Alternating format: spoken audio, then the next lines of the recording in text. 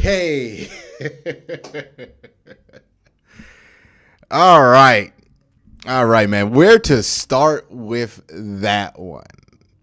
Well, first things first, Browns did win. That's the most important thing. We could be mad at Joe Woods. We could be mad at the defense, all we want. We could be mad at some of the offensive play calling, but it's going to be in the perspective that the Browns did win this game. Other teams in the AFC North did not win, right? The Steelers lost the game they felt like they should have won against the Raiders. Bengals fans thought they should have won that game against the Bears. They did not take those wins home. Browns did take their win home. They did not play at all. Zero. How you wanted them to play. Did not. Not anywhere close to what you wanted to see out of them. But they won. They won. So that is the perspective that we'll look at this through. Now, just because they won the football game does not mean there is nothing to criticize about this team right now. There is a lot to criticize about this team. And we're going to get to that. We're going to talk about Joe Woods. We're going to talk about the defense. We're going to talk about the offense. We're going to talk about some of the play callings. And we're going to have to talk about some of these injuries that the Browns had. But I do, before we get into this, want to put this in perspective for Browns fans. One, if you go through every single Super Bowl winning team, you're going to see wins like this, right? Any successful team, there's going to be wins like this. The Browns have given teams wins like this, where a team was supposed to smash the Browns when the Browns weren't a good team, and the Browns would chug in and be close enough with them, right? Just annoyingly close. Not close enough to actually be a threat, but close enough to be annoying to where you didn't do what you wanted to do to them. This happens with good teams. Sometimes good teams don't play their best ball. Sometimes good teams don't wake up on time, but good teams always win the game when they're supposed to win the game. So, yes, this was not a great victory. This is not a victory that fills you with confidence going forward, but it is a victory. So, there is that. Now, let's start with the offense. I'm going to start with the offense, my thoughts on the offense. I think that Kevin Stefanski needs to open it up more, needs to let Baker cook. I think that it's great that Baker has like an 80% completion percentage, but I think that's one of the things that's holding him back.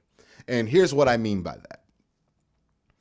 If the game plan is for him to get these high percentage throws, I think that's a waste of Baker Mayfield, to be honest with you. Baker Mayfield is at his best when he can attack downfield. He's not going to be 80% completion percentage on that. He's going to be around 60, 65, but he's going to be much more lethal when he's doing that. Right now, Kevin Stefanski's making Baker Mayfield those screens. Now, some of this might be because Baker hurt his shoulder early on in this game, so he didn't want to let it loose with him because of injury concerns. But another part of this is just like, how the game plan was early in the game. I was frustrated with it if you were watching the live watch along, right? I think it's time that we trust that Baker is going to be as good as with the ball as Nick Chubb, right? Because Nick Chubb's one of the best running backs in football, but I think Baker's one of the best quarterbacks in football. So let him get the ball more. Let him get more comfortable. Let him throw more, go downfield more. Take, for whatever reason, what feels like handcuffs off of him, because I feel like there's so much more we could be getting out of this offense right now that we're just not getting because of the play calling. I'm not happy with it. And I get that the completion percentage is high, but I think that's one of the things holding him back. Baker is not a guy who should have a ridiculously high completion percentage. He's a guy who should be taking chances down the field. That's where he's at his best. So it's great that he has this like 2 missed incompletions all game. That's great. That's awesome, right? But the offense, I felt like, would have flowed better, would have put up more points, would have not stalled this much if he were attacking downfield more, and that comes at the sacrifice of completion percentage. I'm fine with that. I'm fine with Baker Mayfield being at 60, 65 as long as he's attacking downfield. That's where he's at his most dangerous. So that's one thing, right? That's the quarterback position. Let's talk about wide receivers real quick. Donovan Peoples-Jones, great camp. I don't know what's happened to him during the season so far, right? Just kind of disappeared. Had a fumble today. Not great. Not great there. Rashard Higgins, he was here and there. He made a couple big plays, so he was Rashard Higgins. Anthony Schwartz. Baker did throw an interception today. I think this is a equal blame interception. I don't think this is all on one party or all on the other party. Yes, Anthony Schwartz stopped this route, but also Baker should have never threw that ball where he threw it. So that was a equal grouping interception there. So I'm not going to give a pass to either party on that one. Turnovers on offense, unacceptable level. They had 2 turnovers early in this game, a fumble and an interception. Can't happen. We need to tone that garbage down when we play better teams. But hey, you got some time before you play the division opponents, so figure it out by then, right? Figure it out by then. Offensive line, not great today. I mean, they were great in the fourth quarter, don't get me wrong here, but they were not great early on, and it's not like the Texans' defensive line was anything special. I don't know what's going on with them. I don't know if the Jedrick Wills injury and all the injuries they've had on the offensive line and the lack of practice that those guys have been able to get since they've been injured has been one of the things that's been affecting the play there on the offensive line. That is what it is right now. Also, for wide receivers, Jarvis Landry is out. I heard it's an MCL sprain. I don't know how long that is, but it sounds like that's going to be like, at best 8 weeks, probably 10, 12. So, no Jarvis Landry for the bulk of the season here. That sucks. So Jarvis out right when you're going to get Odell back, presumably. You wish you could have them both. But the good news is with Jarvis out, Donovan Peoples-Jones gets an opportunity to step up in his natural position. So, you feel a lot better about that than you do when Odell's out and it's Anthony Schwartz filling that position. So there is that. But the Chubb looked great in the second half, especially in the fourth quarter. Same thing with Kareem Hunt. They had a rough first half, but they looked great in the second half. Offensive line was shaky, just sporadic all game, not what we're used to. Just overall, to be honest with you, not the best produced game from this Cleveland Browns team. They looked lackluster, lackadaisical. They looked sleep for most of the game, and they were playing very sloppy football. So not a game that's going to feel like a landmark win here, right? And then, let's talk about what everybody else wants to talk about, right? The defense. I'm going to start with some good things. JOK needs more snaps. And this is going to make sense once I get all the way around to my point. But JOK needs more snaps. Loved what I saw of him early. Grant Delpit, pretty good. 2 sacks. 2 sacks, I think he got, right? Or 2 TFLs, or however they mark it. Grant Delpit looked awesome. He looked fast. He looked athletic. He looked explosive. Hey, made a PBU, almost got an interception. Great. Needs more snaps. And then who else looked good on defense? Malik McDowell did, but he got hurt. Hopefully he's back soon. Jadeveon Clowney looked good. I think Jadeveon Clowney did look good most of the game. Myles Garrett, not his best game. Not his best game at all. He wasn't terrible.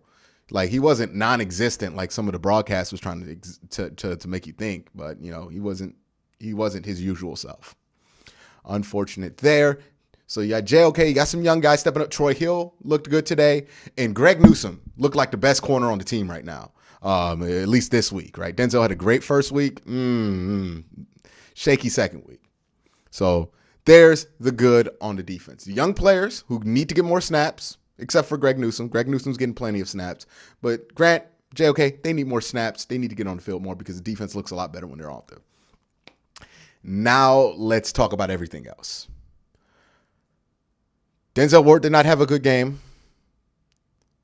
John Johnson did not have a good game. Ronnie Harrison had an okay game. He made some plays in run defense. He made some other plays. He had an okay game. Michael Smith had a pretty good game. And Taki had a decent game for what you asked Taki to do. And, everybody else had pretty average games. But what everybody wants to talk about is Joe Woods, right? Is he on the hot seat? What's the problem? Now, some of this stuff, some of the problems on the defense, Joe Woods' fault. Some of this stuff is just stuff that happens because of how the Browns structured their offseason. And they kind of have their offseason structured in a way that they're afraid of injuries during the offseason. Some of that stuff happens there. That's more on Kevin Stefanski than it is on Joe Woods. Joe Woods doesn't dictate that kind of stuff. That's Kevin Stefanski. And some of this stuff is just on the players.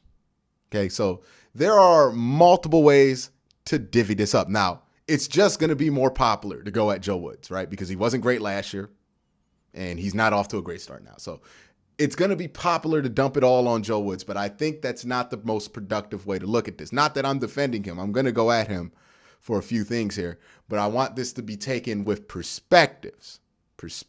It's not all Joe Woods. One, the biggest problem for this defense, sloppy.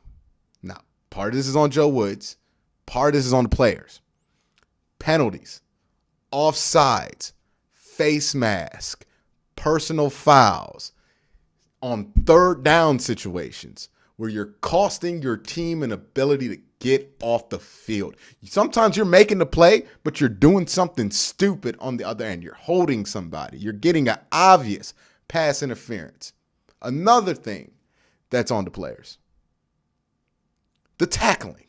Now, this is on the players. This is on Kevin Stefanski too.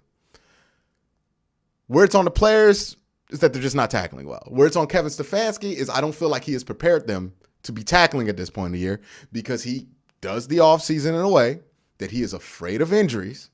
So these guys just don't play during the preseason. And again, I told you this before the season starts. When you don't play defenders in the preseason, you don't play your defensive starters in the preseason a lot, they're going to miss tackles because they're not wrapping up and tackling to the ground in practice. That's not how Kevin Stefanski does things. So they're not getting that wrap up, tackle to the ground practice. They're not doing that. So when the live games come, of course they're going to struggle with tackling. That's on Kevin Stefanski. That's how he chooses to run the team. That's the risk and reward that he chooses to go with. Hey, I don't want anybody to get injured. I'll take the hit on the tackles in the early part of the season. That is a Kevin Stefanski decision right there. So that's on Kevin Stefanski.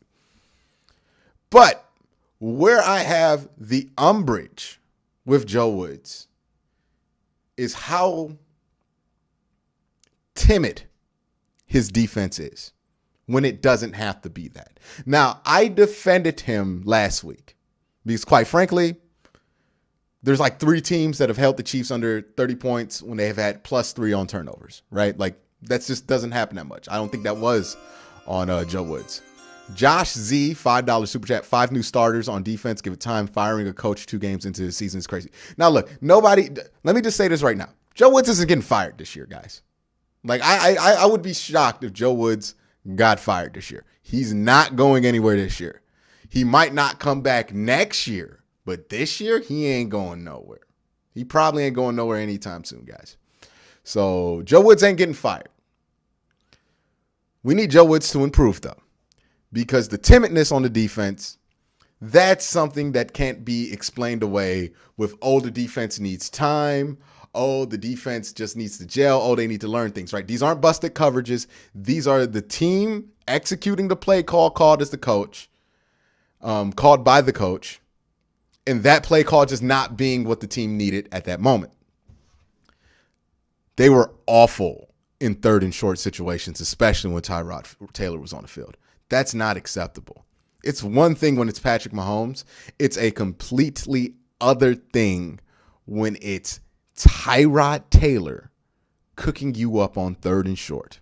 That tells me that it's not how good the other team is that's just overcoming your coaching. That tells me there is a fundamental flaw in your game plan that is allowing itself to be easily exploited in third and short situations. That needs to be corrected like tomorrow.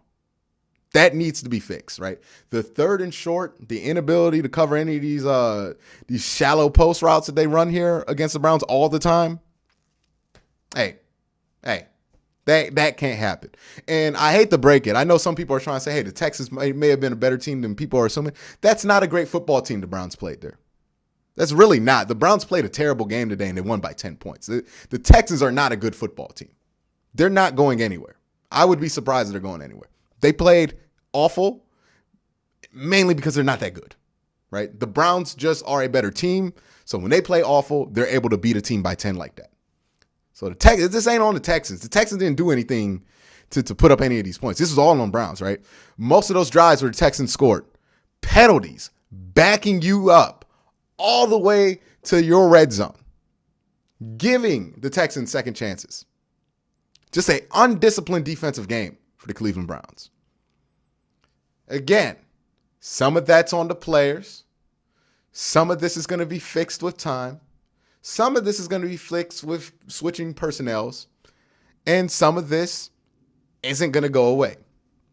And the one thing I'm really concerned about is those third and short plays. Because everything else I can kind of explain away that with time that's going to go away. But that third and short stuff, that is a fundamental issue with Joe Woods' philosophy and how teams are exploiting it. That's a major problem. That is something that needs to be solved, and it needed to be solved yesterday, not today, not tomorrow. It needed to be solved like 2 days ago. Now, the fact of the matter is, the Browns going to have Joe Woods now. They're going to have Joe Woods next week. They're going to have Joe Woods till the end of the year. That's not how Andrew Berry does things. I don't think he's going to fire a coordinator in the middle of the year, and that's definitely not how Kevin Stefanski gets down. He's not the type of dude to fire somebody in the middle of the year.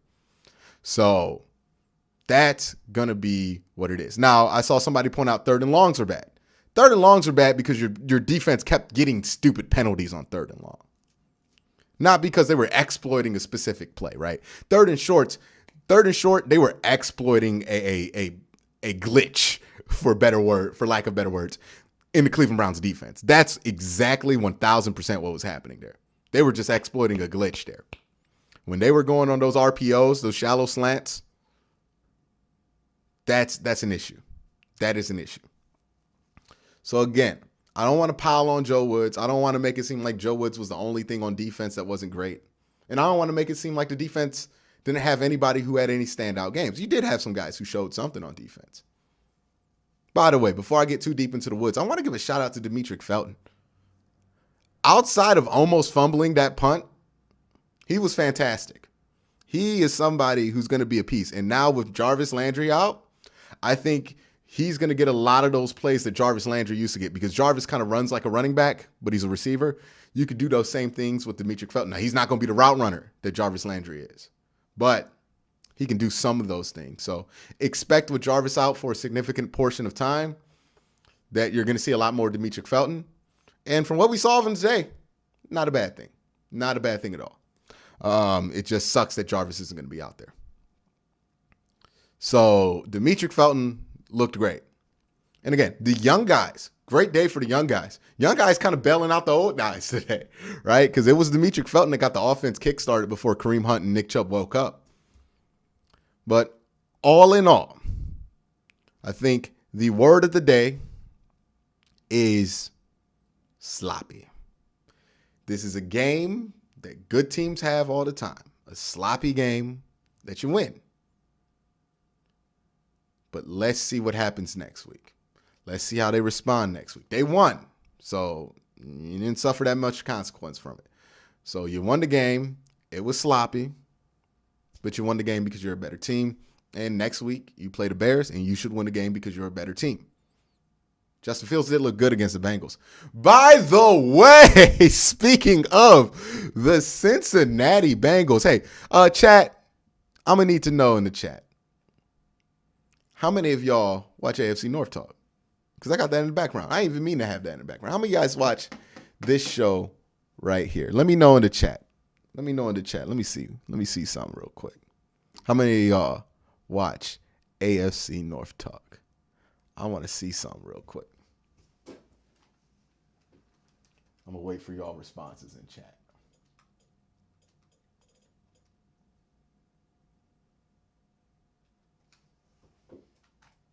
First and foremost,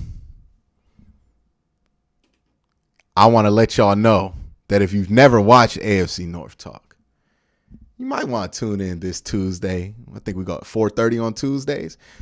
Check it out this Tuesday at 4:30 on the AFC North Talk YouTube channel. YouTube.com/AFC North Talk. Search AFC North Talk on your YouTube so you can join and watch this, because I have been having a debate with plenty of Bengals fans.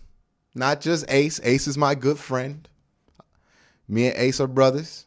We ain't no beef there, but we have had a disagreement about certain things when it comes to the quarterback position and how quarterbacks have been playing. Now, it just so happens that all last week, because Baker threw a fourth quarter interception, people have been throwing in my face the fact that Baker Mayfield, since 2018, has the most fourth quarter interceptions out of everybody. Now, keep in mind, yes, that's true, but also that's heavily skewed because of 2019. If you look at 2020, Baker only had 2 fourth quarter interceptions, the same amount as Patrick Mahomes. So the last season he played in the offense that he's in, 2 fourth quarter interceptions. That's it. It just so happens, ironically, I ain't do this, that Joe Burrow threw not 1, not 2, but 3, including a pick 6, 3 fourth quarter interceptions in a row. Back to back to back. He did the Drake on that. 3 of them. 3 of them. 1, 2, uno, dos, tres for my Spanish brothers and sisters out there. The 3 amigos. The 3 amigos. Back to back to back.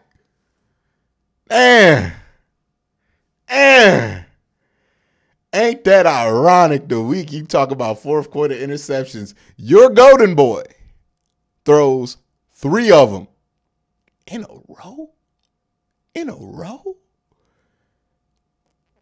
Man.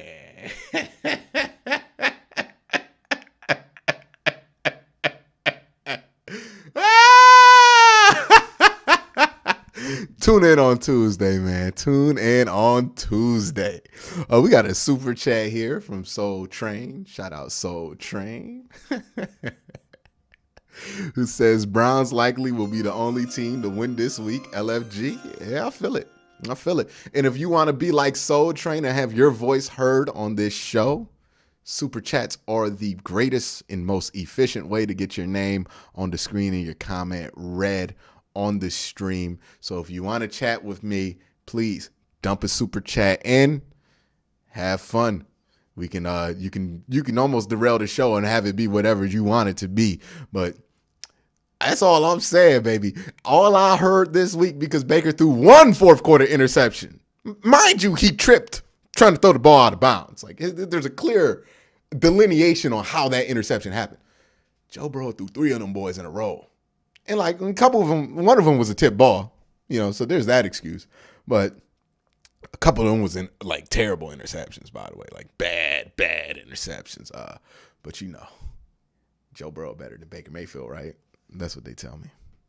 That's what they tell me down in Cincy. Remember that explosive offense they got down there in Cincinnati? They put up like 3 points in 3 quarters. You know what I mean? Yeah, well, we'll see what the Browns do next week against the Bears. They should do a little bit better than that. Also, while we're talking about the AFC North, man, this was a week of teams coming down from earth. The Bengals fans were up here after their week 1 win. Steelers fans, they were up to here after they beat the Bills. Tony was high on hope.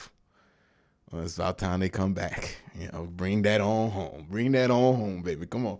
Let's come on back to reality, Bengals fans. Let's come on back to reality, Steelers fans, because that was a comeback to reality type week for them.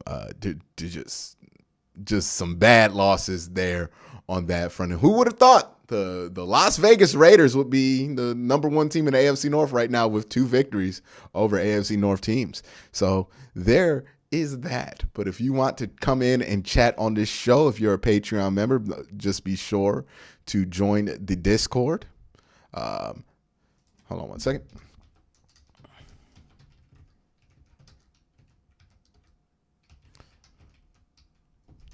But it is going to be a fun week for AFC North talk, so make sure you don't miss it. I'm trying to connect with the guests right now, but I want to know from you guys. Let me know in the chat. What do you think is the most important thing that you saw from this game that's going to be relevant going forward for this team? Let me know in the chat box down below so we can get started.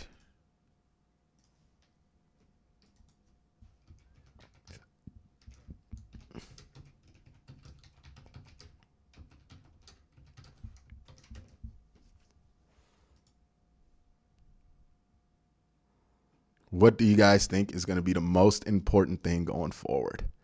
No receivers. Baker can't tackle. Also, we're going to do a little update from some of these press conferences. I don't know how to get the video anymore. The way they had it last year is not up anymore. They don't do it like that anymore where they had the live stream. So if anybody knows how to get some of this press conference video, I would be greatly appreciative of that information. But there's no way I know how to get it. So I'm going to have to just read quotes off of Twitter here.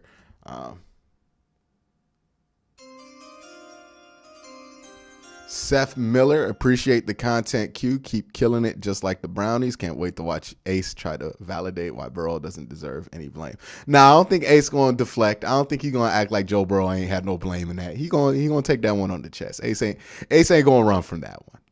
Ace can't run from that. Ace is a logical man at the end of the day. He's a reasonable man at the end of the day. You know, it gets heated between me and him sometimes, but he is a reasonable man.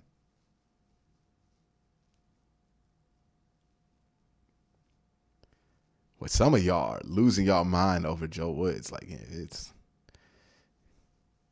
I get it. He has not looked good at any point in his tenure here.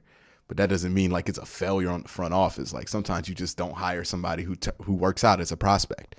But we'll see. We'll see. Defense does need to get more creative. Now, here's the thing, though, with the defense needing to get more creative. I will give the defense this.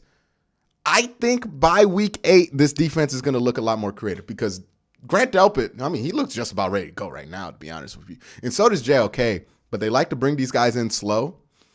I want to see when they're getting regular snaps what this defense looks like because I do think that it's going to look a lot different as far as creativity.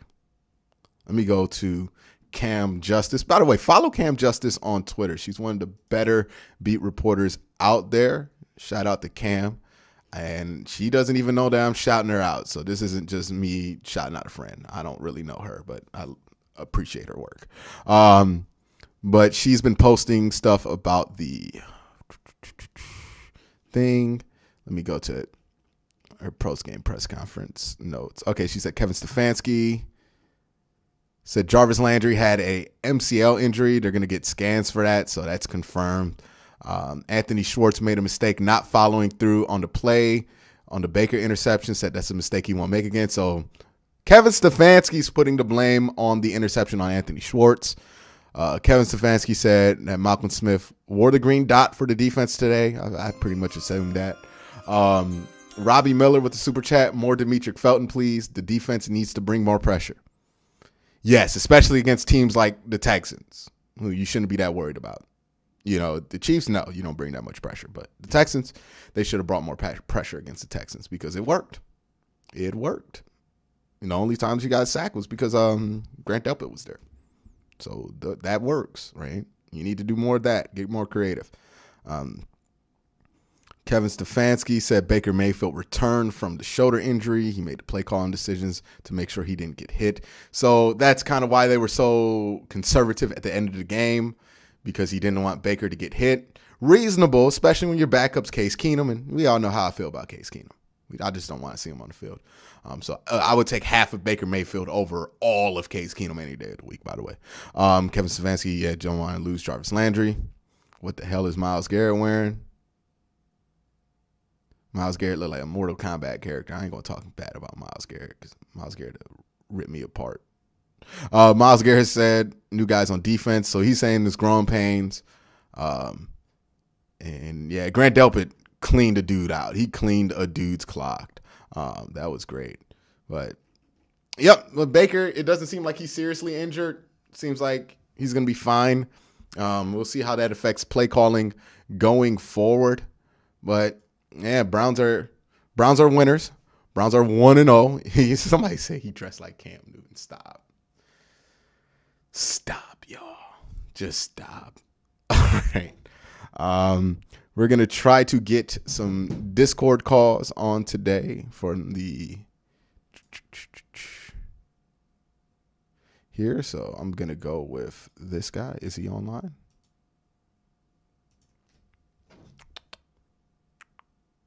Let me see if it works this way. I hope it does. I've been working on this for a while now. Hold on. But we're just going to go here.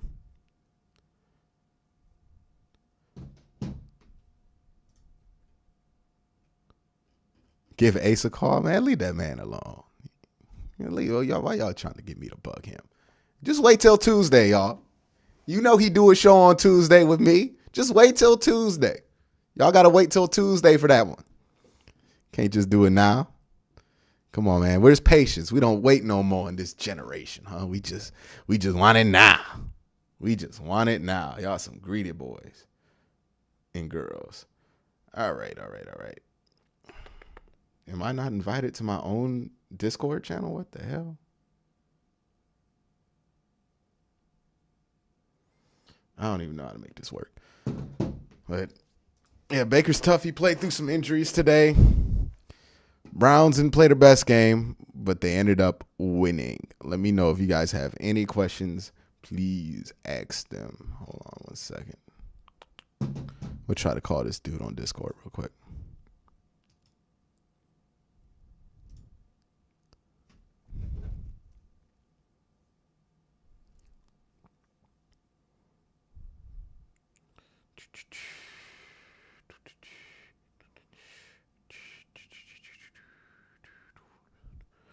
What other games are on today, by the way?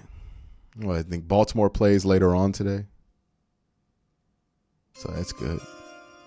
Max Nilikenko. Will Colin Cowherd hate on Baker Mayfield tomorrow? I don't think anybody's going to really be talking about Baker Mayfield tomorrow, to be honest with you. It was a pretty game. You know what I mean? It was a pretty uneventful game there. He threw one interception, one touchdown. Let me see what his stat line was. What was Baker's stat line today? ESPN, Browns, Texans. But yeah, I don't think anybody's going to really be talking about Baker Mayfield either positively or negatively. It's just kind of normal when they're. Josh Z with another super chat. What do you think it says that we have not lost consecutive games since Kevin has started here? That Kevin is, if anything, doing his damn job, right? Like, you know, a good coach, and the difference between a good team and a great team isn't that you're going to play your best game every week. Like, you hope to, but that's not the difference. The difference between a good coach and a great coach, and a good team and a great team, and a bad team and a good team is when you have those off games, can you still find a way to win? Right? We know this. And we know this from being on the other side of this. How many times when the Browns were a 4-12 team or a 6-10 team did they compete with the playoff team to the fourth quarter, but just couldn't find a way to win the game, right? One or two things would happen. They couldn't find a way to win the game. While the other team would stumble and bumble around and still beat the Browns. Well, now it's on the other foot. Browns stumbled and bumbled around, still won this game. Because at the end of the day, you know, we got our complaints about the coaches here. We got our complaints about Joe Woods, but they're a well-coached team. They're a smart team. They're a very good football team. So they're able to get away with stuff like this. But Baker, 19 of 21, 213 yards, a touchdown, and interception. It's a pretty average day. Didn't need the interception, but Kevin Stefanski's saying it's not his fault. I'm gonna have to take his word on that because he runs the offense too. So I'm gonna have to take his word on that if he's saying it's not his fault and he's putting it all on poor little Anthony Schwartz, who again shouldn't be out there as much as he is now. Then he's putting it on Anthony Schwartz. But yeah, that's what the game was. Now there's room to blame everybody. There's room to talk about what Greg is. Joe Woods coming up for a press conference today, by the way. By the way, y'all, I tweeted about that stat line for Joe Burrow, and Bengal fans are upset with me. Oh, they are in my mentions right now. They're blowing me up right now. Is there any way to get these press conference videos? I feel like they took them away just because I used them.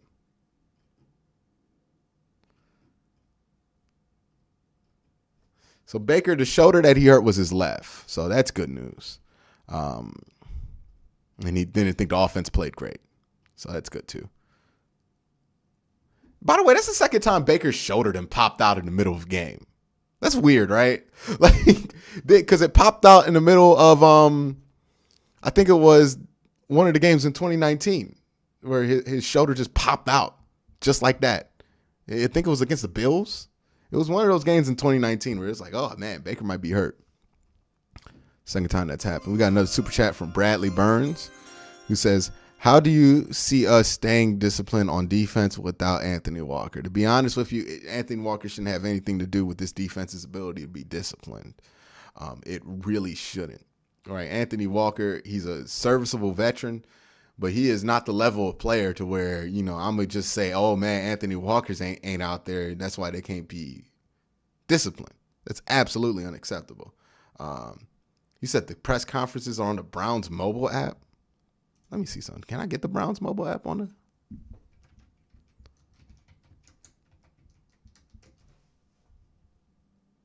I can. Let me download that. But yeah, we're going to try to see if we get the press conferences up. If we can, we'll play them. But yeah, the defense shouldn't have to worry about being disciplined with Anthony Walker. I mean, like, Malcolm Smith is good enough to be there. I think he's actually better because he's more versatile, to be honest with you. So yeah, I don't think that's a good reason for the defense to not be disciplined. And how do they get disciplined? I mean, you just got to play more discipline. You got to be smarter about certain things. And sometimes they're not smart. That's the truth of it. Right?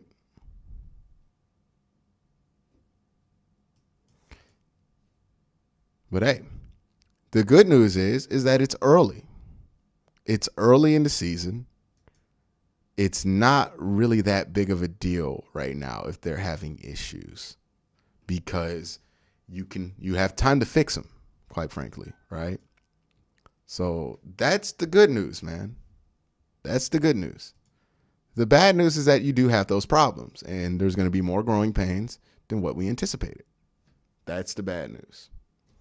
But you have time. So it's kind of 50-50 right there, right? Like, you wish that the team was playing a little bit better right now, but you have time to fix it. So there that is. Yeah, it's not even on the team app. I don't see it. Yeah, so I don't think there's any way for me to get this press conference audio, which sucks. Sucks that they're gatekeeping that now. It used to be just up live on their Facebook channel, but looks like it's something they're trying to keep away from the public. Don't know why. Somebody snitched on me. That's what I think. Yeah, I think somebody definitely tattled on Quincy being able to. Yeah, that's from earlier this week. That's not the post game one.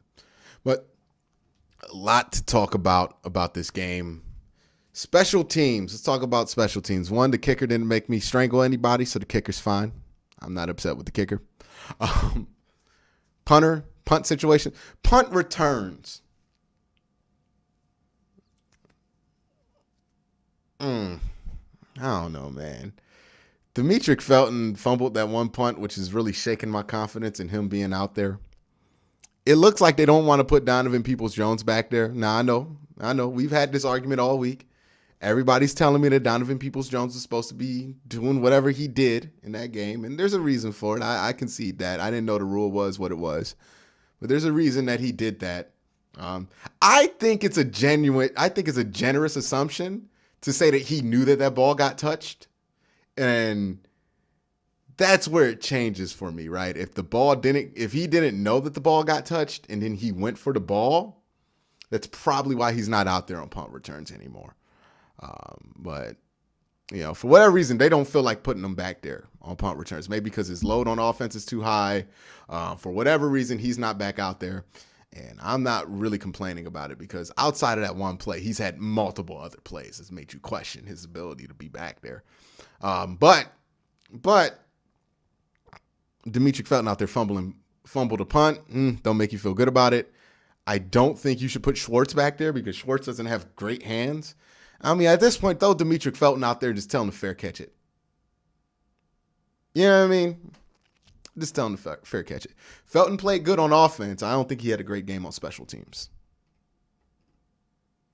And honestly, bro, what is going on? Yeah, but honestly,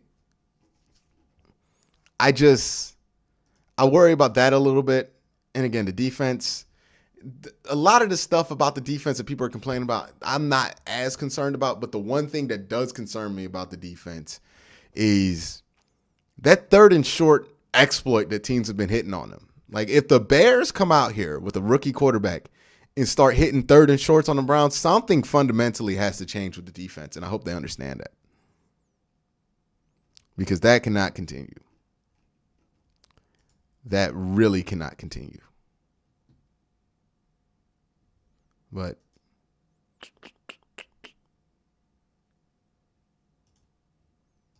let me see real quick. Well, we'll see what happens as the season goes forward. Only 2 games in. Browns are 1-1. I'm muting the. Hello? Yeah, can you hear me? Yeah, I hear you. Hi, it's Marie. Hey, how you doing, Marie? What would you like to talk about today? Oh, I'm just so exhausted. Like the Chiefs game, my heart rate never went down. I was nervous all week. I was like, "God, we can't screw this one up, right?" Mm-hmm. And because if we do, then like everybody's going to be hating and we're all going to be dying. And so I was dying. All the mistakes, crying, Tyrod, like, how many ex Browns were on that other team? Were on the Texans. It Yeah, they was had 3 guys on defense: Eric Murray, Terrence Mitchell, Christian Kirksey, and then they had Tyrod on offense. I think that's it on offense. I don't know. Do they have a former Brown? Oh yeah, Farrell Brown too, the tight end, yeah. former Brown too. So they Yeah, had so a lot like of guys. I wouldn't want to see the headlines of, the new Browns lose to the old Browns. That would be bad. Yeah, it would have been bad there. So what concerns you the most about the team is the question that I think is intriguing here. I mean, I feel like there was just a lot. I think you were right. It's about like the defense not completing tackles. And playing soft on 3rd down is one thing, but if the first guy there made the tackle, there were a lot of bad situations that would have been all right situations from what I was seeing. Mm-hmm. But Yeah, it's one of those things. They don't want to practice in the preseason, and look, there's people who defend that to the death.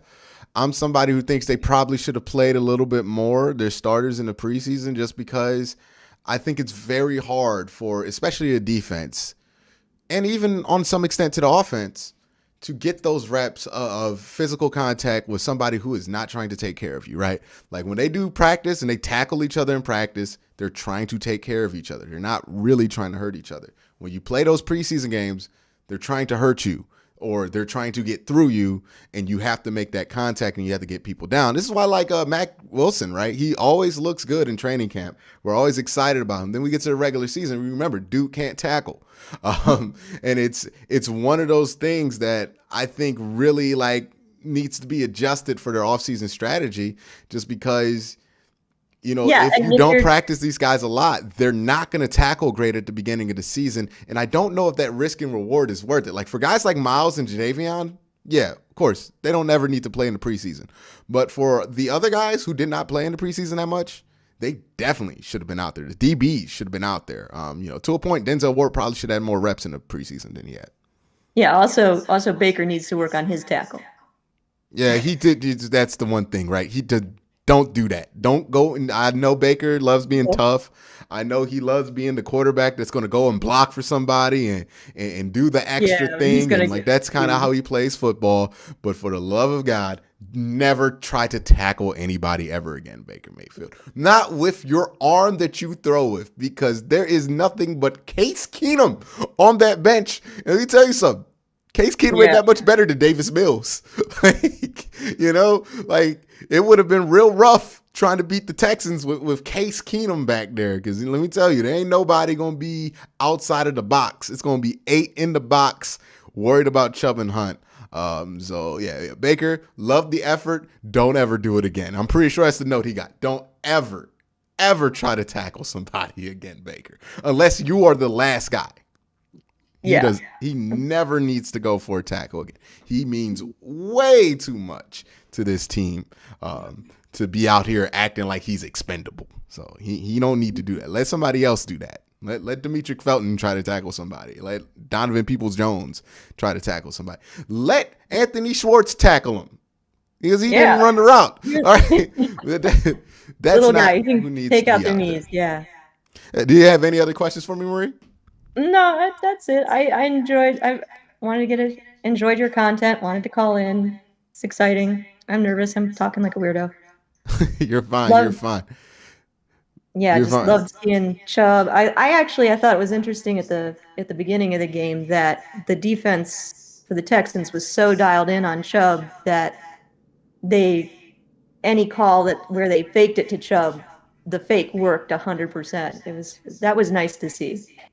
Yeah. It would have been nice if they would have been a little bit more aggressive, knowing that was the tendency with the Texans too, just because they were biting so hard on those fakes. So again, missed opportunities here and there. But again, Kevin Stefanski never likes to go all out, or at least from what we've seen, this brief periods of him. It just seems like he don't like to go all out to like the bye week. So we'll see with him. I feel like he's holding something back for the division. For the division run. Yeah, we'll see. We'll see. But thank you for coming on, Marie.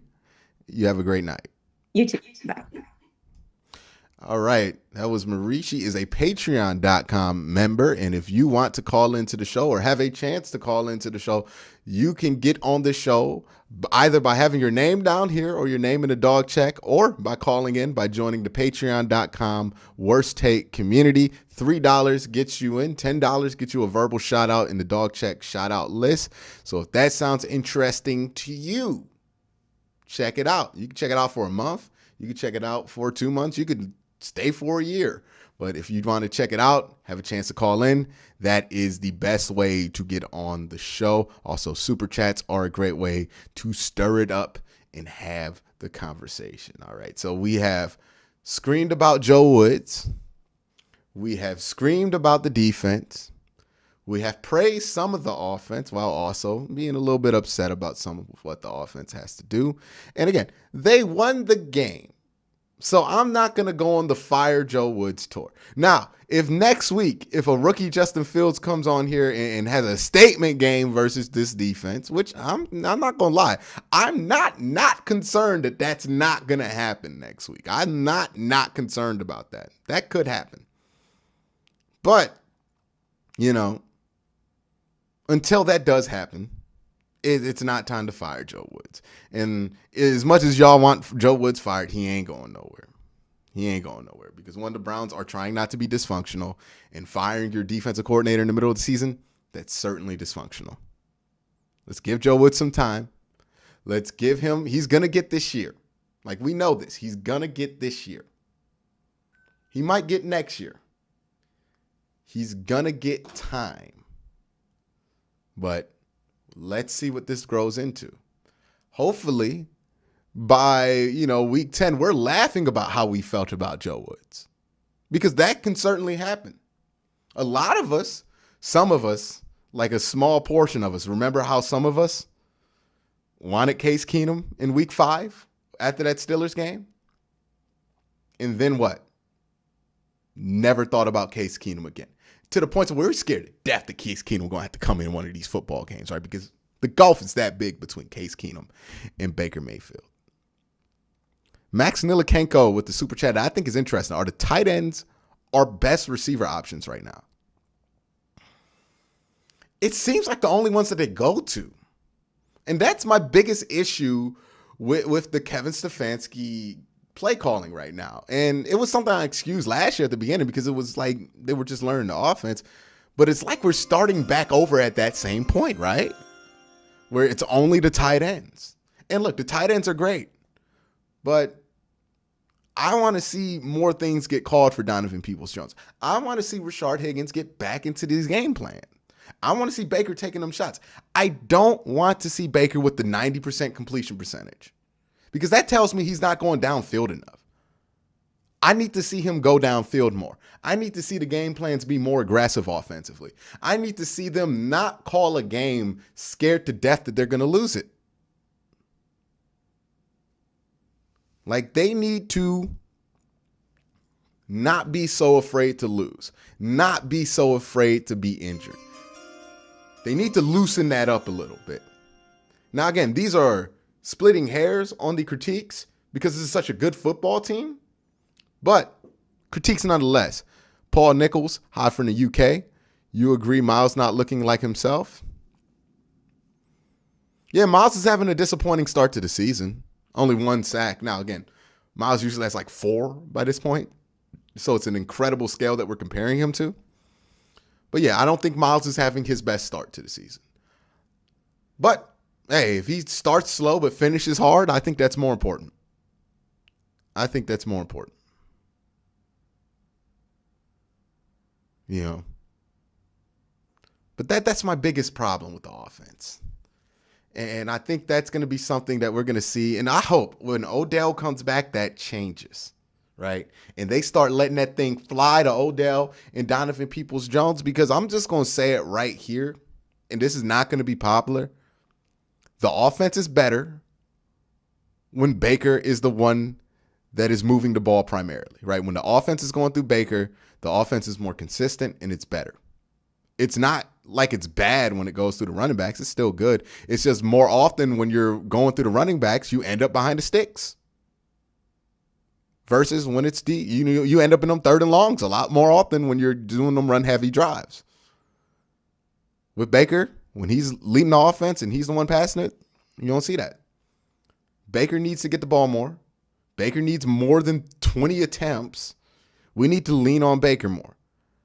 Baker is probably the key to, he's probably how you get the best offense out of this team. I think he's the best offensive player on the team. And you need to let him do more. You know, I get why Kevin Stefanski calls the game that he does. He just doesn't want to lose the game. That's a clear thing with Kevin Stefanski. That's why he tells players to take a knee on the 1 yard line when they could score and go up by 2 scores anyway. Like, this is a Kevin Stefanski philosophy. I understand how he plays. He plays, once he gets up, does not want to lose the game. He's going to run the ball a ton. But I also think that leads to a lot of those situations where you almost get Marty Schottenheimered, right? Where you're up by like 40 points on the Steelers and all of a sudden you're only up by 10 in the 4th quarter. Or where you're up by 40 points in the first half with the Titans, and then it's 35-40 by the end of the game. You know, these have been close calls, but part of the reason these things happen is because the mentality sometimes is scared to death to lose the game. And I think they're better than playing scared to death to lose the game. Their quarterback is being wasted when you play like that. We got a super chat from Soul Train who says, when OBJ eventually returns, will Baker be allowed to sling it more? A legit threat of the pass can make the run even more efficient. Yeah, I mean, he should be able to sling it now. Or not able to. He should be leaned on to sling it now, even with OBJ out. He did it last year. You know what I mean? Like, this is what's confusing to me. It's like what happened last year hasn't happened. And last year, when that offense was moving and grooving like it was, Baker was going downfield. Baker was getting attempts. Baker was moving the ball. And then the run game in the fourth quarter, all they had to do was clean up because Baker had them scared to death by the fourth quarter. That's the recipe to success for this offense. Right now, we're going back to what we did at the beginning of the last season. And it feels like it's going backwards. You know what I mean? I think Baker knows it. I hope Kevin Stefanski knows it. I would assume he does. But if you listen to what Baker said in the press conference, seems like he knows it. Seems like he knows that this isn't good enough. Seems like he knows that he could be doing more. The offense could be doing more. You know? I think the offense looked great for 3 quarters against Kansas City. But then what happened? They got a little bit of a lead. And then they went back to the same old, scared to death to lose a game. And then they fumbled the game away anyway. You said the Kevin Stefanski press conference is on YouTube. I'll put it up in a second. Charles Work, you're my boy. Q. Don't know if anybody has the old school. Oh, yeah, that's a You're My Boy Blue, old school reference. Will Ferrell, shout out. Concern is a lack of aggression on defense. Delpit, only one hitting. It's a lack of aggression on the entire team right now. From the play calling. That's what the coaching staff is doing that's driving me crazy right now. There's a lack of aggression here. On offense, on defense, that I feel like is unnecessary. It comes from being overly safe. And the Browns are way too good of a football team to be out here playing this passive, playing this scared to lose a game. This is something that the Browns would have done when they had Brian Hoyer or somebody. Like, you know what I mean? Like that's what you do when you had that team. Brandon Teeger, who says that 8-minute drop out of Texans slowed the game down tremendously. I think it definitely affected the way we played. Which 8-minute drive? You talking about the one where Davis Mills scored a touchdown? Yeah. And again, guys, I said this at the beginning of the stream. If you missed it, I'm saying this all with the context that they won the game. And it's great that they won the game, but we're not playing this season just to beat the Texans or teams like the Texans. You know, the Browns are playing this season to win everything. This is a Super Bowl level roster that they have right now. So, yes, it's great that you won this game and you needed to win this game. So I'm not overlooking that. But also you have to put this in perspective of how is this level of play going to be versus better football teams when you need it? What do they need to do to beat those football teams that are better than the Texans, better than Davis Mills and Tyrod Taylor? What do they need to do to stop quarterbacks who are better than that? What do they need to do to put up more points than offenses that are much, much, much better than that? And right now, they're not doing enough to beat those teams. Now, they got time to figure it out. But right now, we're having a discussion on how they can get to that level. And I think the most pertinent thing that they can do is, one, let Baker loose. You let him loose last year when you had literally nothing else to lean on and he bailed you out. Keep in mind, when Baker went off, that was a portion of the year where Wyatt Teller and Nick Chubb were out, right? Like, it was just Kareem Hunt and no Odell, and Baker brought you out where it looked like you could have went like 5-4 and really lost your spot in the playoff wild card race. Baker got on fire and got you into the playoffs. Lean on him more. You have a franchise quarterback. Lean on him more. They need to lean on him more. I don't know why they're not. Now, again, a lot of the play calling could be because they were scared to death to get him hurt because he had already gotten hurt in the game. So maybe that's it. We'll see. We'll see as the season goes on. But I'm pointing this out from the end of the Kansas City game to now, right? They haven't been leaning on him like they should. They need to lean on him more. You know, that's what I want to see. I want to see more aggressiveness out this coaching staff offensively and defensively. They're running the ball on third down some of these times. You know, and it's really shocking when they're not aggressive on offense because Kevin Stefanski is aggressive. So why aren't we being aggressive right now? Like, what is going on with the offense to where they're not being aggressive? We know that they're aggressive. The defense, we don't know what they are. We have no idea what the defense is. But we know that offense is aggressive. Why aren't they being aggressive? Why aren't they being their natural selves? That's a question that needs to be answered. Why aren't the Browns offense being the same aggressive offense that they have always been under Kevin Stefanski? Why are they being passive right now? It doesn't make sense.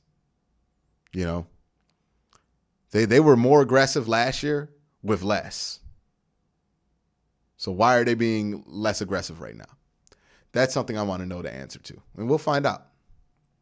Defensively, they're not aggressive at all. And if they're not going to be aggressive against the Texans, I don't know when they're going to be aggressive, man. Like, we're going to see what that is, right? Maybe it's time on that one, right? Maybe that takes time. Maybe that takes trust. But, man, come on, man. We got to be more aggressive than this, you know?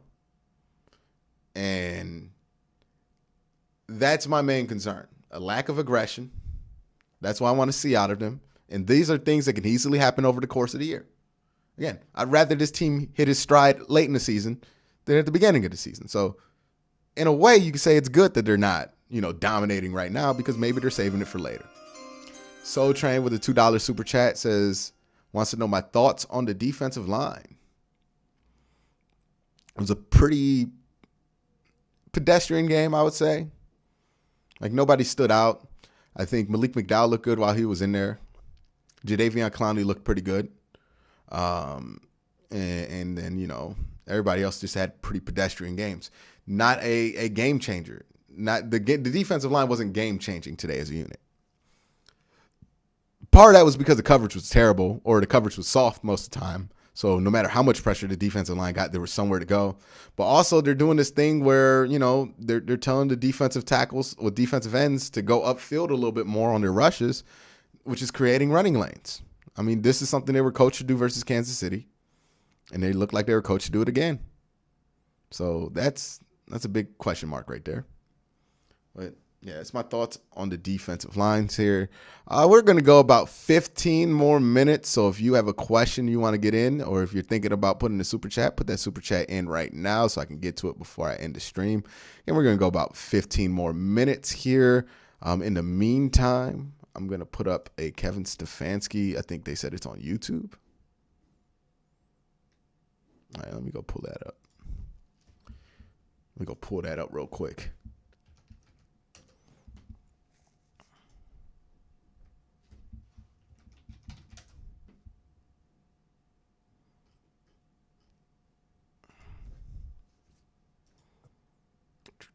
Okay, Myles Garrett and Kevin Stefanski pros conference up.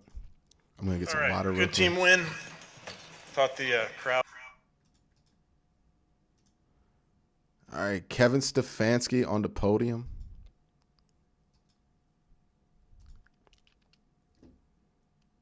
We're going to get to that. Watch free live football. No, I don't got YouTube Premium. All season long. Watch the NFL live on the Yahoo Sports mobile app. All right, good team win. We got a super chat from Professor Chaos. Does OBJ play against the Bears? I think they said they're looking for him to play week 3. That's the report, at least. Thought the crowd was outstanding in their seats right at the kickoff, so I hope they're back in the Muni lot already, but nice job. And they help affect the game. They did a nice job. Wasn't always clean, especially in that first half. Didn't think it was really clean. You guys can hear it, right? We had guys step up, make plays really throughout the game. On the injury front, Jarvis has an... And look, I know they're playing sloppy right now, but that doesn't mean that they're not going to do what, they can do this year. By no means does that mean that. Don't get my criticism for cynicism. I absolutely believe this team is capable of winning a Super Bowl. Absolutely. But they need to make some improvements, and they need to take some steps to get there. And those steps are well within reach. So don't take my criticism for cynicism. MCL injury, we'll get images on that in the morning. And then Baker has a left shoulder injury. He's sore, but he got it out, and he did a nice job. With that, I'll take any questions. How about the play at Grant Delpit, Captain, the way his first game Yeah, I thought that was great, Jeff. I thought that was good to see for him to get some reps, first time out there playing, to make a big play when we needed it. I thought he did a nice job. We'll have to grow that role as we go. Kevin, on the Baker interception, do you want him to go in there and try to make a tackle like that? The quarterback's got to turn the ball back. That's your first rule. You got to turn the ball back inside. He can tackle. I mean, he can get the guy on the ground. So it's unfortunate. Baker's an extremely competitive person, as you all know. So don't want him to get hurt, obviously. But then he was right back out there leading his team. What did you see after that? I don't think he had an incompletion once he came back. He was really sharp. And, versus this defense in the zone that they play, you have to be disciplined with your reads. You have to be accurate with your throws. And I thought he did a nice job. Kevin, this was the kind of first look we got to see of Demetric Felton on offense. He takes 133 to the house. What did you think of this game and just that play in general? Oh, yeah, I never hit that. His role will grow. He's a rookie. He's doing a nice job for us as our returner, and then we'll find opportunities for him. And I thought he obviously made an incredible individual effort on that play. Kevin, you said things weren't clean in the first half. What did you like most? Well, we put the ball on the ground. We preach about this defense and how they were going to go ball search, and we had a fumble on a nice drive where we're moving into the red zone, so that was disappointing. Did the interception happen in the first half as well? So there you go. That's what I meant. Kevin, on the pick, is that on Baker or does Schwartz need to finish the route? Yeah, I mean, I need to look at it. A young player, Schwartz has made some big plays for us already. He's going to continue to make big plays for us. So, but we'd love to see a receiver go in there and at worst break up an interception, an incomplete pass. So that's a mistake that a young player makes, and he won't make it again. Kevin, with Jedrick, obviously you made the decision to start him. So what went into that, and then Blake Hance came in for him. Yeah, Jed did a great job gutting it out. He wanted to play. He worked out pregame. He got better as he worked out and felt like he wanted to go compete with his teammates. So I think that's outstanding for the young man. He's still in his second year. So to see him fight to get out there was great. And then as the game wore on, I think it was, getting more sore, more stiff, if you will. So made the decision to go to Blake there at that time. Kevin, on Baker's shoulder, did it impact play calling at all, or was he, when he came back in, he was good to do whatever?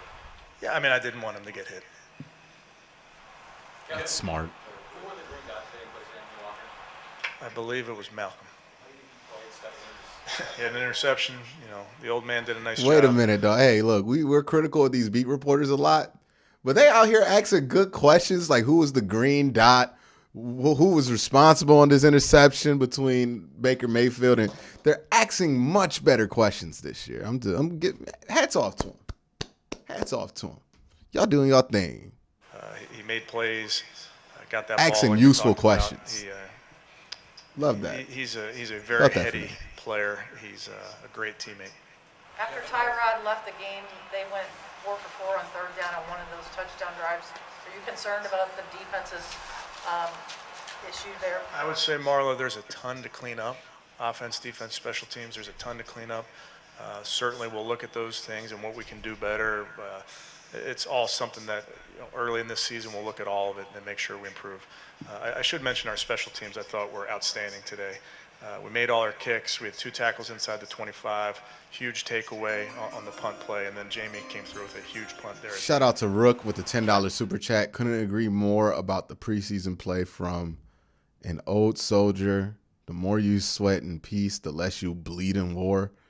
Please practice these men harder in the future. That's a very dramatic way of saying what I said. But thank you, Rook, for the super chat. But yeah, man, I think they should probably practice more in the preseason a little bit more.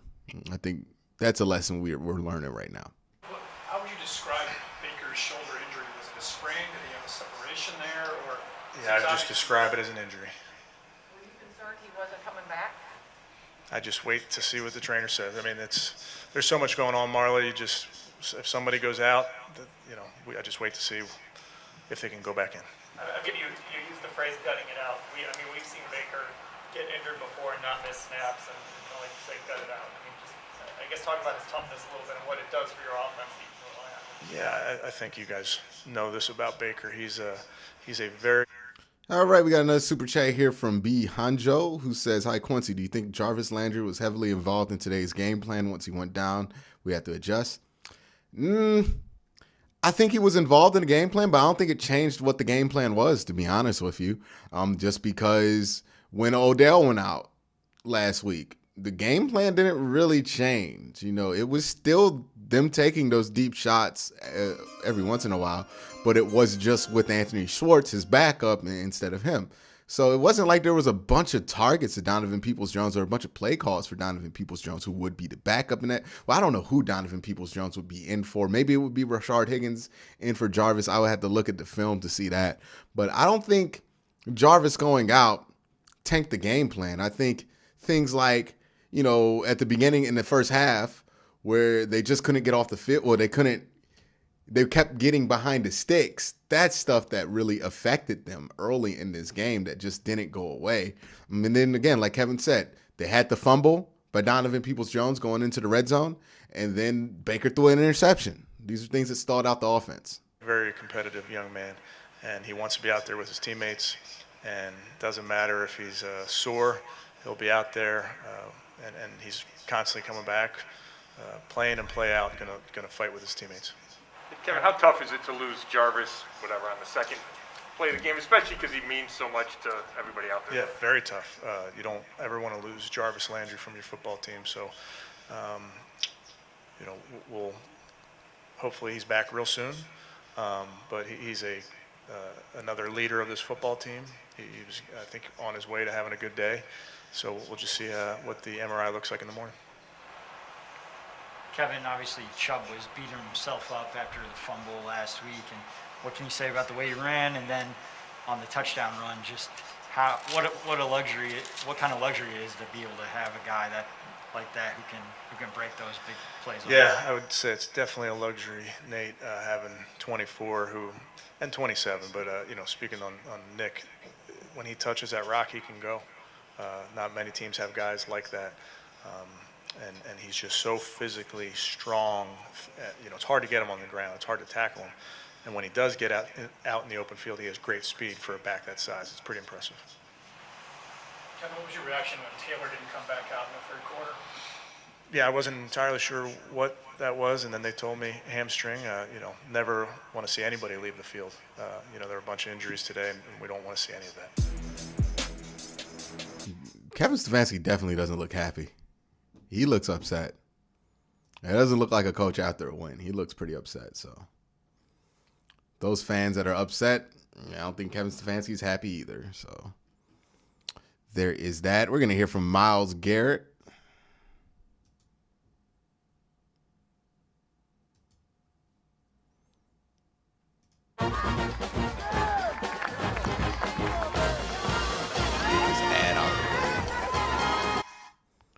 And then we'll hear from Myles Garrett. All right. Interesting stuff. What are you guys saying in chat? Yeah, guys, it's not just Joe Woods today that was sloppy. Let's not be so lopsided with the blame. Joe Woods deserves some blame. But the whole team was sloppy. And let's be honest, the offense turned the ball over twice.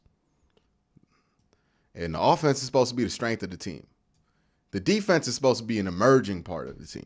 The offense is supposed to be a strength, and they turned the ball over twice. And they've kept turning the ball over twice. It's the second game in a row. Offense needs to be better. And that needs to be better more urgently than this defense needs to be better. The defense has time because the offense is supposed to be there. But the offense ain't looking like the offense right now. Or at least they didn't look like the offense today. So I get that Joe Woods is a popular guy to bag on and jump on, but let's not make this so lopsided. Yeah, Joe Woods, he has his own issues. This defense has their own issues, but they ain't the only ones playing sloppy, costing games.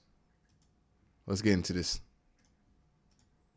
Myles, I know it's not your side of the football, but how does a team react when someone that's an emotional leader like Jarvis Landry goes out of the game fairly early? Man, it affects all of us, but it kind of sparks the fire in us to push on for him because we know that he being out here offense, defense, special teams, trying to get us amped to play our best. So we're just trying to carry on with the energy that he always provides. Now, what do you make of all the injuries out there? It didn't seem like an exceptionally brutal game out there, but guys were falling all over. It was. I mean, those guys were just going down. It was a physical game. It was gritty, and it was fun. Like, a lot of guys trying to get after it and just trying to do their job as best as they can. And injuries happen. I'm just hoping that they're not long term, and both sides can see their players back soon as possible. What was your reaction when you didn't see Tyrod in the second half? Dang, I must have took a lot out of him when I tried to chase him down. Miles, after Tyrod left, Mills, they were 4 for 4 on third down on one drive. What do you guys have to clean up? Looks like a few things are not working too well. The first 15, it was tough. They were doing things that weren't really seeing in them before, and so it was just a combination of that, them switching up their tendencies a little bit, and we just had to adjust. Once in that second half, we were able to bounce back a little bit and get off on the field, get some 3 and outs, and show up like we needed to. Is this a matter of you guys haven't been together long enough that you really haven't? A little bit. It's a little bit of that.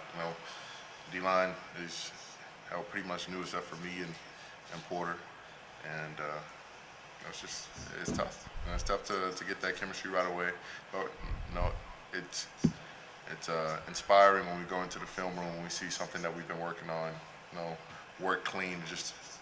It just didn't get there in time, And I know some people are going to point to Baker's completion percentage and say that Baker's dominating right now. He's not. He's not really dominating right now. And I don't think that's because he can't. I think that's because he's not being put in position to dominate. Again, just because he has a high completion percentage to me means nothing. I'd rather that be lower and him taking more shots down the field. That's when Baker dominates and controls the game, is when he's able to go downfield. He ain't been going downfield enough. He needs to go back to that. Him or Kevin Stefanski, they need to figure it out. He's going to have to speed up to avoid the rush, and we'll know that coverage works with us and make him hold the ball, and we'll start getting there a little bit more. But it's cleaning up each and every time we play. Each and every time. By the way, chat, I'm just pointing this out. Y'all have made Joe Woods your new Andrew Sadeo. Remember last year, anytime something went wrong, it's Andrew Sadeo. Andrew Sadeo got to go. Well, Andrew Sadeo's gone and it ain't gone away, right? Now it's Joe Woods. You can't blame all the problems on a football team on one dude. It ain't just one dude. And you ain't going to solve all the problems on your football team by the getting rid of one dude or keeping one dude. It ain't going to happen like that. On the practice field, so I'm just looking forward to it when we really click and we're starting to get it out there, guys. Miles, how good was it to see Grant Delpit make his debut and then also make that big play? That was a hell of a hit. And man, I wish we could have recovered the ball, but I'm dropping back in coverage thinking, why the hell am I back here? I'm like, I'm gonna make a play. I'm gonna just try to get in his way. If I can get a pick, I'm gonna do it. But I see him coming off free. I'm like, oh, this is gonna be ESPN top 10. And man, he laid a hit on him, and man, he made his presence known.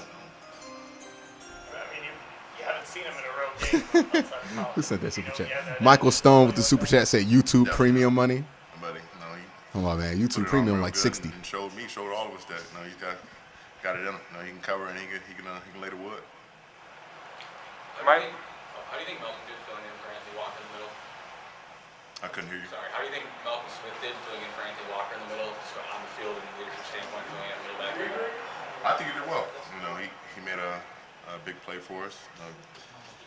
We needed to take a win. He got one, and just being a vocal leader and making sure that we're set and on the ball, getting ready to go. What challenges does it present when you lose your bring that guy halfway through the game playing week and then plug it in one? It's tough. We love Walt. He's become a part of this culture, part of this team, and a leader on this team. And so it hurts to see him down, but he's still a leader on the sideline. He's still inspiring us, still talking to us, and we're gonna play until he gets back, play the best ball we can, and we know that we're just gonna get a little bit of boost when he's back on the field again. Miles, what do you think about Baker getting hurt and coming back and the way he was able to finish? I think he was just playing up for the cameras, man. Honestly. He kind of like rolled his shoulder a little bit, rubbed some dirt on it, and he was back out there. But I mean, the guy's tough. And he's honestly, I don't want to say he's a carbon copy, but he's like Brett Favre 2.0. Let's pick stuff. But the man's stuff rolls off his back. And he doesn't let the last play affect him, whether it was good or bad, touchdown or end. But he just rolls with the punches, and he always keeps on coming. He always stays the same, and we love that from him because he always brings that intensity that we expect from him. What did you mean when you said you saw some things that the Texans hadn't shown the first half? Was that the play action? Was that it? Just pass it early on like that. We weren't expecting him to throw the ball so early on in downs. And hell, I was in a 4-eye inside, and they're throwing the ball. And I'm trying to keep contained and trying to rush the passer, but I'm pretty much stuck inside. And it was just a little bit different than what we were game planning for. We expected them to try to run the ball and impose their will, which they did. It was just a different timing of things. And so once we caught that rhythm, and we had play calling on point for us, we were able to do what we needed to do to get off the field. Woods is taking some heat. Do you think that's unfair? For what?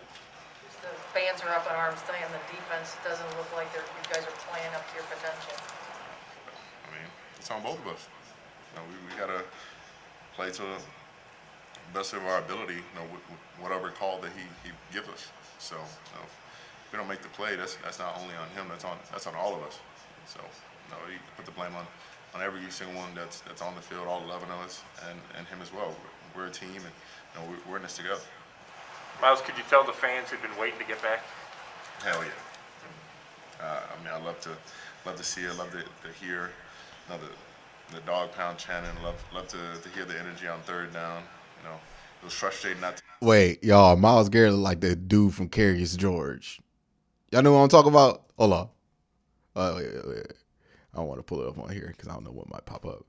But he looked like the dude from Curious George. Let's be able to feel that first half, but that second half we started to get things rolling, and we started to really hear those chants for defense.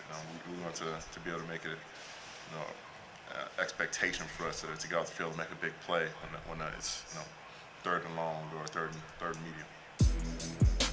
Wait, y'all. All right, who wore it better, y'all? I want to know who wore it better.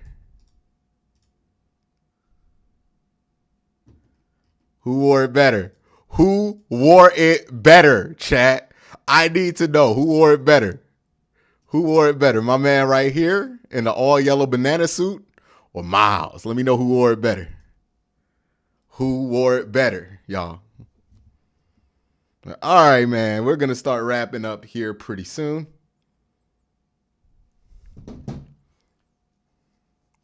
Myles out here. What's the dude? Because that ain't Curious George. Curious George is the monkey. And that man is the man in a yellow hat. They were real creative when they wrote that book. But yeah. Myles Garrett, man. I would never say that to his face, by the way. If Myles Garrett said, what you say about my outfit, say it's great. I'm going to say it's great. Say it's a great outfit. It is a great outfit, Myles. You look amazing in that outfit. I want none of those problems. But that's going to be it for this live stream, guys. Make sure you're subscribed so you can see the recap video that I'm going to put out probably tomorrow or maybe by the end of today. Also, make sure you hit that notification bell so you can be notified when I go live and when I upload other videos. So if you like what I do here, if this is your first time hanging out here and you like what I do here, make sure you subscribe. Make sure you're notified so you don't miss a single thing. But unless anybody else has anything to say, that's going to be it for today's show. I want you guys to have a great day and have a good night.